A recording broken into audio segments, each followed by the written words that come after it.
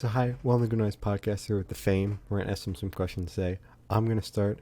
So it's been a year since State of Mind has been released, or about a year. How are you guys feeling about the response to it so far? Well, honestly, it's actually been an incredible response. I mean, ever since we actually released the album, we've had such a, incredible reaction from the fans that we have and the fans that have continued to come and support us over the years up until now.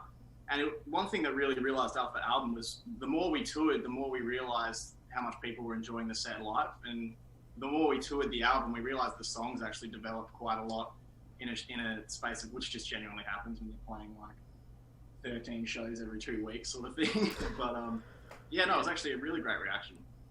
All right. Happy to hear that. Weird. Yeah, that's really good. So what inspired the creation of the band, and what does the band name mean? Man, you were there from the start, I wasn't, so... Just let me kick back the old brain, and maybe I can remember now. Well, it's funny, the name actually came, well, obviously because it's actually a French word, and it was pretty much, I think we saw it in a book somewhere, but I think the conversation was happening, we were like talking names to them, we went through like 100 different names, like I think one of them was like Acton Avenue, and like look right but don't turn left, or something, just stupid stuff. But then we like the word fame, and we thought, fame doesn't really represent like our reason for starting this band, and but we just liked the wording of it, and then we saw the word fame, F-A-I-N, which meant hunger. Felt like something that was pretty relevant to our reason for starting the band, which is just because we love music and we want to keep pursuing that. And that's pretty much where the name came from. And me and Stevie started it out of high school a while ago, and Linden and Sam have joined the party last year and brought absolute everything to the new songs that will be coming at some point. Okay. New music. Okay. Interesting. So can you... So I know we're talking a lot about growth, but how are we feeling about the growth over like the past year? From like, I think your blow up might have been on that Andy Black tour, if I'm not mistaken. So from like there forward. Yeah, like that Andy Black tour was a great tour for us. We gained a lot of new fans on that tour. We're playing some pretty big rooms. I think that's the biggest one we've done in the States to date. And personally, that was my favorite tour as well, because we had a lot of off days, so we got to see a lot of sights along the way. The Grand Canyon, Niagara Falls. We stopped off in Colorado, like a national park. But as in terms of growth, it seems to be like, I don't know, steadily building up after every tour we do. Nothing crazy at the moment. It's just all continual. That's the way it sort of goes. You just progress slowly, and hopefully you get a little bit off the bottom by the time you're done. Yeah. And COVID throws a nice spanner in the works as well. For sure. Mm-hmm. So can you tell me a little bit about your writing process? Yeah. So that's actually a really interesting question, because up until about February this year, we hadn't really wrote songs as the four of us at all. We were touring all of last year off the stuff Stevie and Josh wrote with a bunch of co-writers. Sam and I had a little bit of input, but it wasn't quite a bit. A long time ago too. It's a long time. But as for this time, like, the idea can start from anyone. A lot of them start with Steve, to be honest. He'll come in with like a chord progression or a melody, or Sam will come in with a guitar lick, or I'll come in with a beat or a progression. It depends. We all sort of have an equally... where am I going with this? We all pitch ideas, and it's not always my instrument. Like, Sam's brought in drum beats to me before. Steve, I've helped Steve with bass lines. It's all very collaborative. No, 100%. And Josh will come in. Josh usually comes in after the instrumental's done. He'll come in with like melody ideas and lyrical concepts and ideas, and from that he'll usually work on them with Steve. And then after everyone's had their stake in it and done their part and smoothed off all the rough edges, we get the song. That was really a really good way to describe like the process. So, yeah. Nailed that one, man. Like, but that, honestly, that took us so long to figure out, because usually when bands start out, they go through that whole teething process of learning how to write together and what everyone does, like tendencies at the start. But by the time the four of us came together, we were in the midst of touring and there was no time for that. So we're actually very fortunate with coronavirus and not being able to tour. It gave us more time to figure that out, which, we're pretty grateful for. I mean, it's a terrible situation worldwide, and we're our hearts go out to the people that are, in the thick of it at the moment. But for us, it was that extra time we sort of made the most of. Wonderful. Oh, that was cool. Okay. Yeah. So where was your headspace while you were writing State of Mind? Oh God, that's a bit of a throwback. Yeah. Headspace. Oh, I mean, I don't know if it's really like you could define it to just kind of one headspace. I'd say the songs kind of, especially with different writers and different people being involved in the process, each song kind of had its own sort of headspace in a strange sort of way. But I guess honestly, the process of the first album was incredibly intense, and I wouldn't like rushed is one kind of way, but it was also like, an incredible learning experience, and the things that we've learned from that we're applying to this writing process now, and then to the release coming at some point whenever. But I'd say the headspace was just literally like day by day, the same as it is now. But back then it was like, you've got 2 tours after this, you've got 2 weeks here, you've got a week in between, 4 shows to write with this person here. It was a very like intense process, which is one thing like grateful for, to thrive under pressure in some sort of way. But I think with this album, we really wanted to just kind of take our time and really, like Linden said, focus on the 4 of us as writers and what we can do and give the song. All right. Sick. So what band or artist influence do you think you can hear on the most on this album? Oh, that's a great one. That's a tough one. Actually. Like, it's weird. Yeah. It's weird for us because none of us really listen to exactly the same bands. Like, everyone pulls from a slightly different direction. But I guess where it sort of meets in the middle for us is sort of like alt rock bands like Kings of Leon, The Killers, that sort of sound-ish is what we've been aiming more for, with a bit of a darker sort of sadder, what's the word? Like melancholy. Almost. Yeah, but with melancholy. a bit of pulse, if that makes any sense. Yeah, compared to what's on State of Mind, it's a bit more band orientated. Like, we're really focusing on the 4 of us as musicians with our instruments instead of relying heavily on so many production elements. Well, so far we're only in the demo stage at the moment, so it could all change. We're very much in its infancy, yeah. But yeah, we're pulling more from that sort of direction than where the band was previously. Okay. Oh, exciting. Back to State of Mind for a bit. Is there any meaning behind the album name and the cover art? There's like I think State of Mind was just literally, a reflection of, I think because the title track State of Mind was something that we actually wrote as for all 4 of us, or got like the idea came together and we built out of that. And for us, that was kind of the song that really just kind of spoke to us all, like in a really honest way. And it was a really great experience how it all came about. And, playing that song live was definitely like, one of our favorites and highlights. And, it just felt right across the whole album as well, because lyrically as well, it felt like something that was incredibly true to me as a person at the time. And it was one of those times where I remember I came with the first set of lyrics and Linden was like, no, you can beat that. You can just straight up beat all of that, like all of it. And I'm like, I was hell annoyed at first, to be honest, but then it brought, like, it immediately came after that, and then like the song kind of poured out in a really cool way, and we fleshed it out in the jam room, which was something we hadn't really done before. And again, I think that's why that song was really special to us amongst the album, and that's why we kind of felt like it was appropriate for the title track as well. Okay. Mm-hmm. And the artwork, as well. Mm-hmm. Sorry, that kind of like represents, I think, like everyone, in the sense of like everyone's kind of like the exact same, but the things that kind of define and make a person unique is their state of mind and is their personality and is their little quirks, and until that canvas is painted with life, you're pretty much just the same as everyone else as well. That makes sense. That is so cool. Oh my god, that is the coolest thing. Okay. So what song off of the album took the longest to write, and what is your favorite track, personally? Longest to write. Okay. What was the longest to write? I guess Humans took the longest to finish. Well, we were doing that was. I mean, most of the songs were written in a day, like, because a lot of that album was done with a lot of co-writers. Mm-hmm. So usually that environment, you can get ideas down a lot quicker because you've got more minds on something. And even with tracking, a lot of State of Mind was just like well, especially for me personally on the drums, it was like first instinct, and that was it. Like I remember I had to track, Beautiful Drama like in half an hour, and I had to come up with all the arrangements sort of on the fly.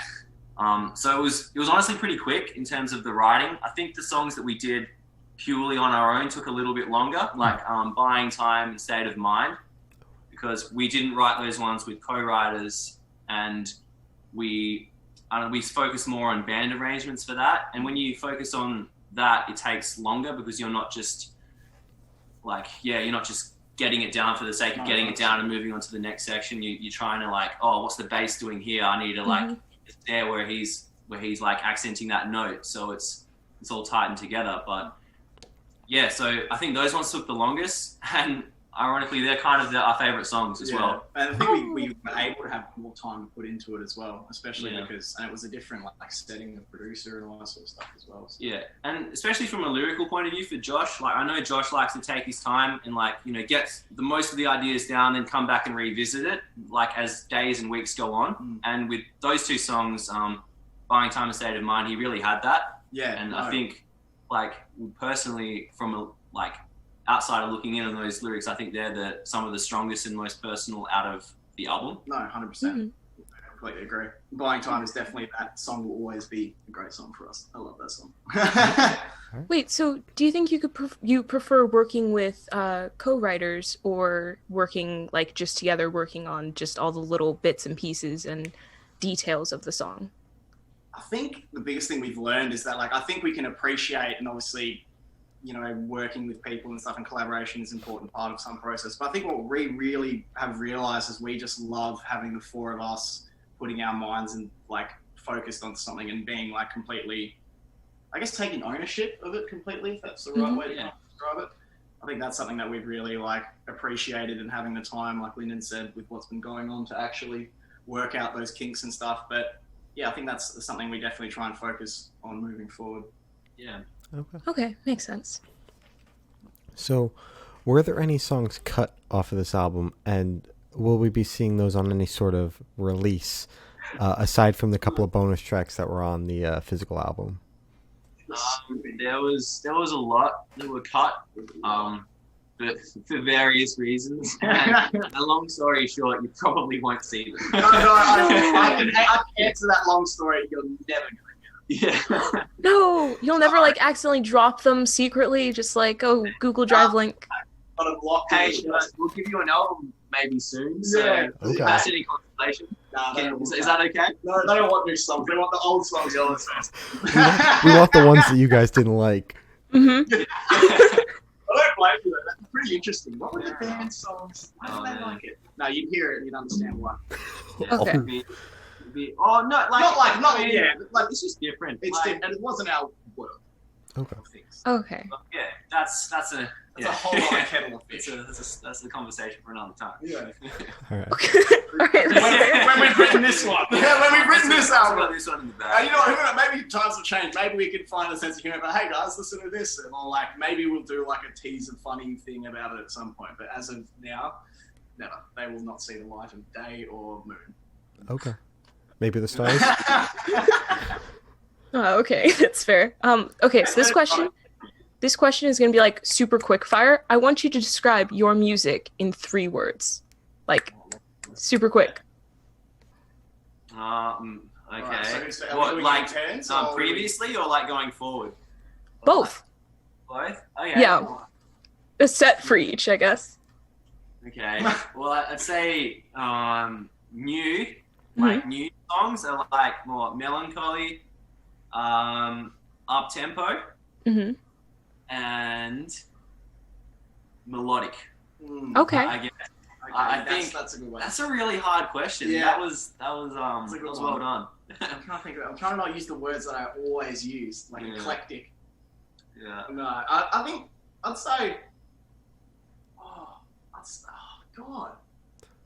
I'm not band. One way to describe band, if that's a way to describe it, you can hear it's just instruments, band, very instrument. Mm-hmm. I'd say it's got a bit of. I'd say it's got a bit more of deepness to it in the sense of like emotion in certain takes of vocals, you know, like certain things I like discovering certain points where I can scream and sing in a certain lower register and all this sort of stuff, which is really cool.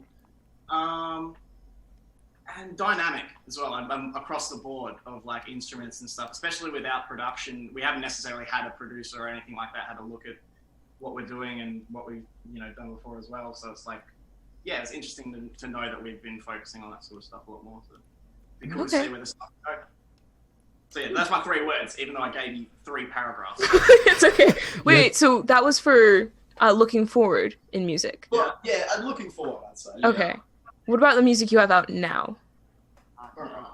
Now, I'd say it's relevant in a way. Mm-hmm. You know, God, it's hard. Yeah. Oh man. God. I love Someone this who question. focuses on words a lot. Words have just escaped me. Mm-hmm. I love this question so much. It's a good question. Man. Like, it gets the gears going, that's for sure. Mm-hmm. Okay. I'd say it's diverse. Okay. There's a lot of yeah, different. There's a lot of that's different. good. There's a lot going on there. You've got some like, yeah. You got a reggae. There's like reggae breakdown. breakdowns, and then there's like heavy screaming. It's all over the Yeah, place. it's a bit of yeah. Yeah. And I'd say, okay, what have we got so far? Sorry, so just on. You got 2. We got Relevant. Diverse. Yeah, relevant and diverse. diverse, and I'd say it's emotional as well. Yeah. I'd say it's Relevant, emotional. diverse, emotional. Okay. Okay. Yeah. Yeah, it's Hey. It's being very select about that. I was thinking of We'll allow you guys to share that answer for the, Yeah. the old This question. one time. Yeah. share away. So you guys keep on bringing up this album, so we have to ask, what can you tell us about it? We'll take literally anything. Anything. at the moment, like all we can really tell you, well, we've just been writing for about the last 6 months. Just been writing every single day. Well, you know, Monday to Friday, all together. You know, working on these songs. Sometimes in like a studio format where we're writing on the computer. Sometimes in a rehearsal space, and we're looking to record it at some point in the near future. And that's all we pretty much know at the moment. Yeah. Like it's really really tough with the state of the world at the Yeah. moment, and like where we are with the songs. Yeah.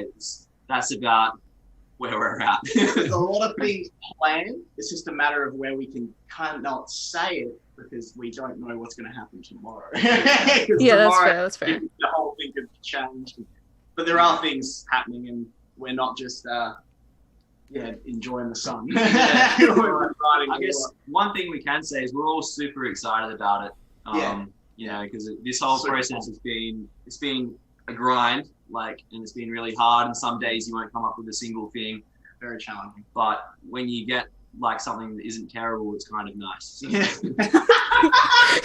That sums up the whole process Oh, man. right there. It's a grind, but when you get something that's not bad, it's kind of nice. not good, but just not. It's kind of not nice. shit. Yeah, Yeah, it's it's not bad. You're not Yeah. happy, but you're just a bit up there. Now. It's that Like, nice I guess it's feeling okay. until you just produce something that's complete shit again, and then you're just starting all over.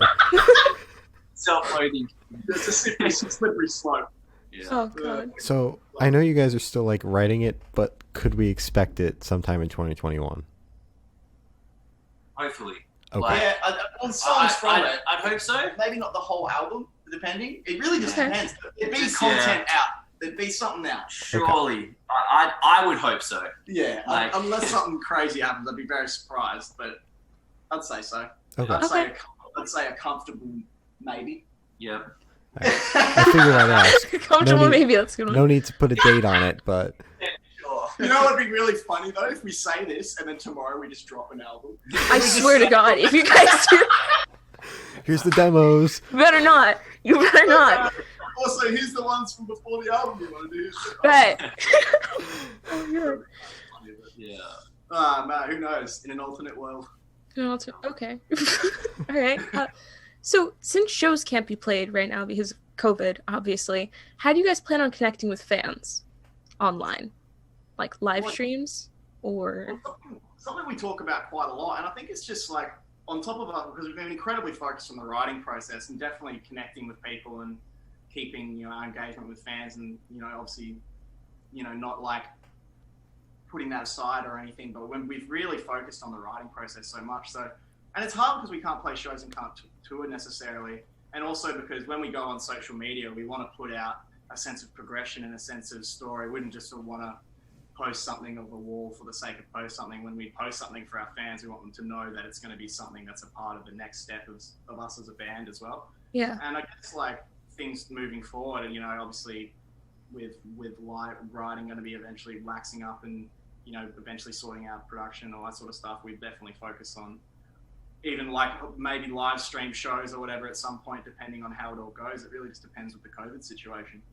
But I guess the priority is to just keep writing songs, because I know the fans will, at the end of the day, will always respect the songs over anything else that we post more than anything.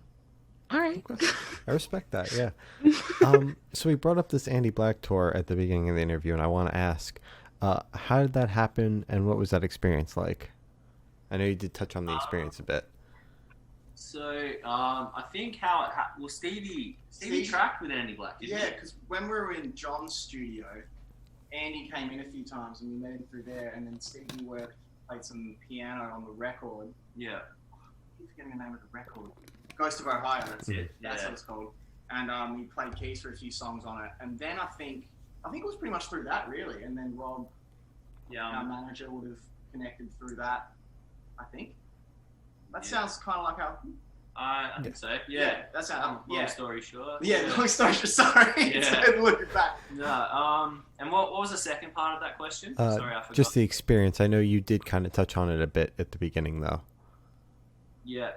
The experience was sick. Like, in my short time in the band, we've been on a few tours, and that one is probably still my favorite. Just because being a support band on the road is a lot bit easier than being a headline band. You don't have as many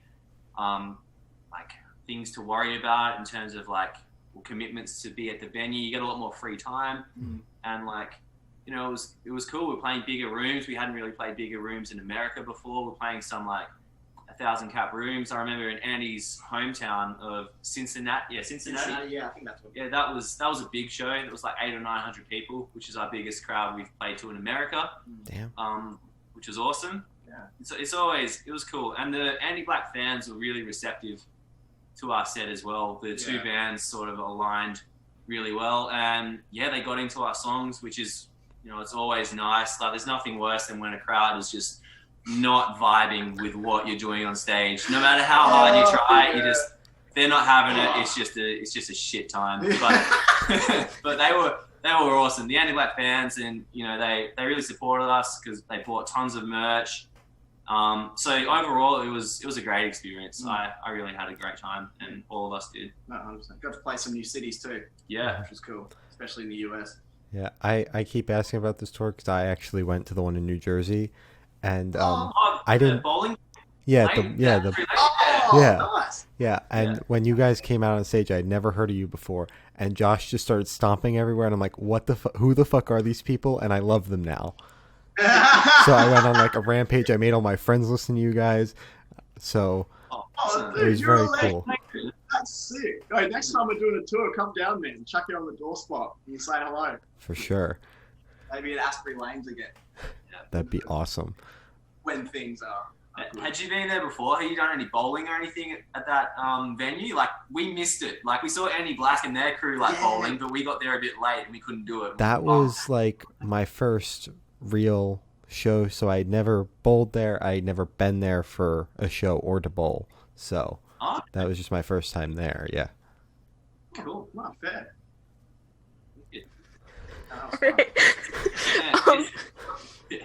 So sorry, when you wait, no, you can go.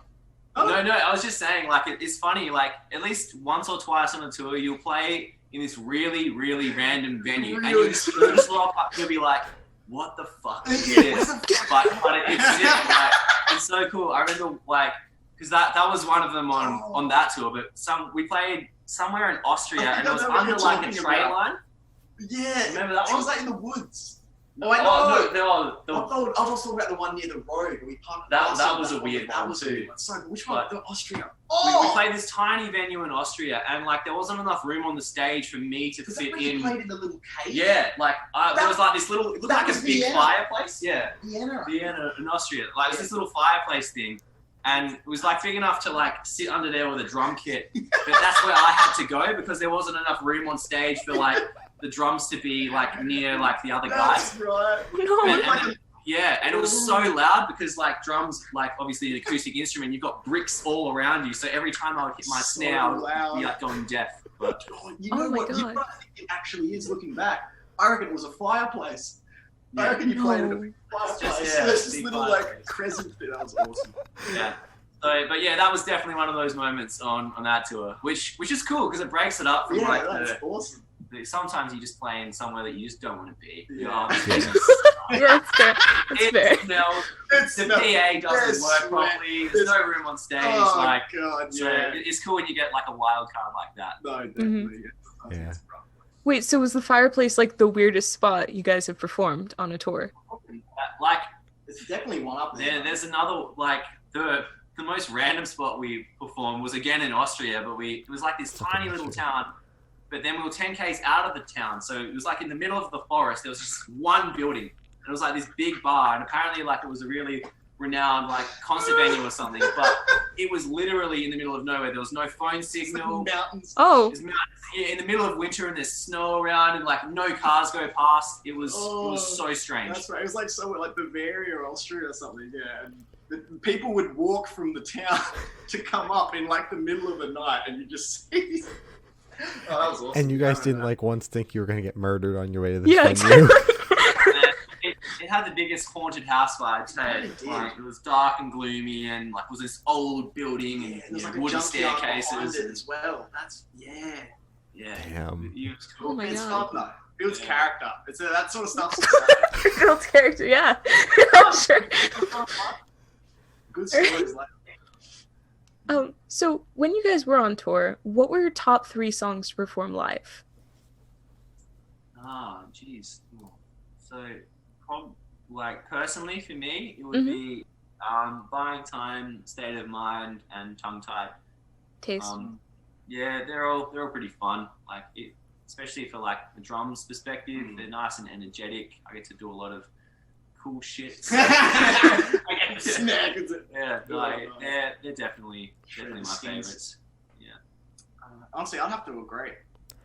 There I was like both, especially live, because those songs, like those three songs, developed through tour and through the song, like with the set. And the more we got comfortable playing live, and the more shows we did, there was like little things we'd do and change, and yeah, that was a lot of fun. Actually, and just to be annoying and add one, When It Comes became fun. Well, it was not became fun, but got very, very cool, because like we created a moment where we like interact with the crowd. I remember you actually brought it up, and we were like, we need to hone in the set and get to make that the song in the set. Where it was a good song too. That song was very receptive live.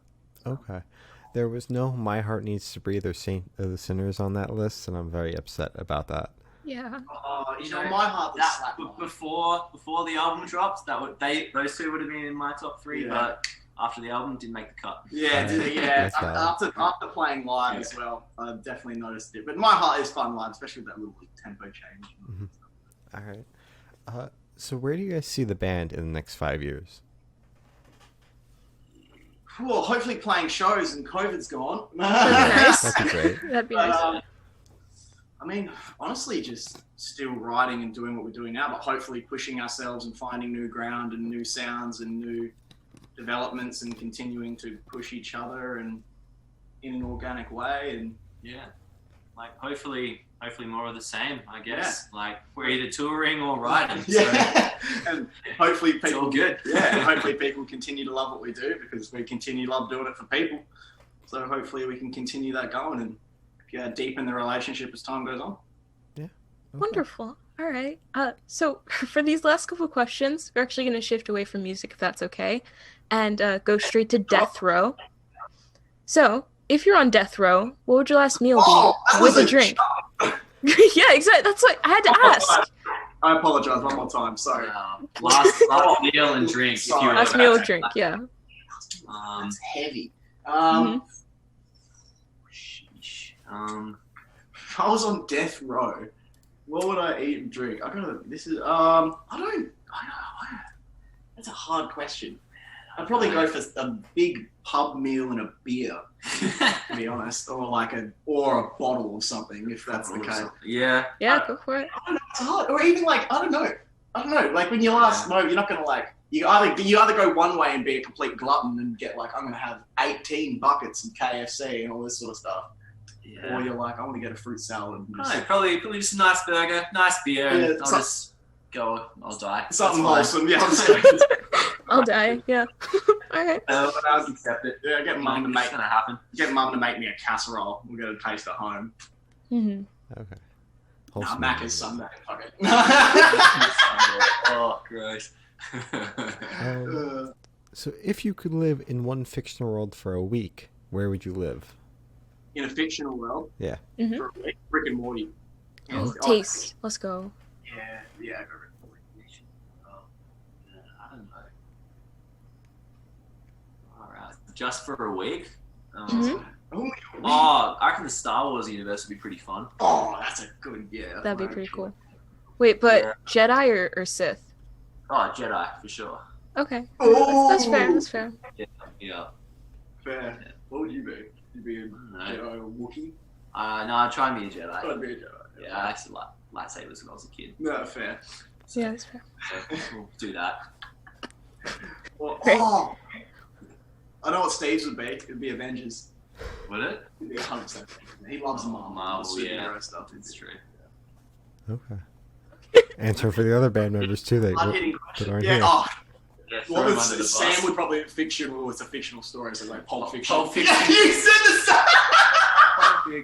Do we know each other too And well? he would live it in that timeline as well. Like, you know how it's all chopped and changed. He'd do it like that He would. because he's into that. That's how he lives. That's how he lives life in sections. Okay. All right. Spent a lot of time on tour together. I see. Yeah. Not just just all the time. Yeah. I need a break. Okay. Also, another fun fact: the next album, literally, it's all being written in Linden's kitchen. Yeah. So that's the studio, pretty much. Oh my god, iconic. All right. So I have the honor of asking the last question, and every single person we've spoken to has said it's the most important question. What's your favorite color? Oh, cool. Yeah. You're Sorry. you're asking the important questions, and I like that. Thank So you. I reckon, like that. Were you? Like, What color are you debating on? I don't know, like that bluey green color. Teal? Teal? Yeah. Seafoam Yeah. green? Oh, I'm sorry, like that Seafoam seafoam green. green. Yeah, That's a detail. you see it a lot on the old Fender guitars. Yeah, definitely. That's Oh yeah, the light bluey green, right? yeah, Yeah. That's a good one. That's a really good Yeah. one. Definitely my favorite. Mine's just blue. Just any kind of blue. Any blue. That's I like solid. Blue, yeah. You don't have like a preference? Don't Like give a blue. light blue? No, just blue? Don't give a shit. Blue. Blue. What else? Blue. All right. Blue. I love blue. Blue's my favorite. Um, Blue's a black. wonderful color. Black. Oh. Yeah. Oh, are you sure? Are you gonna lock in this answer? Lock it in. Make Okay. it happen. How's that?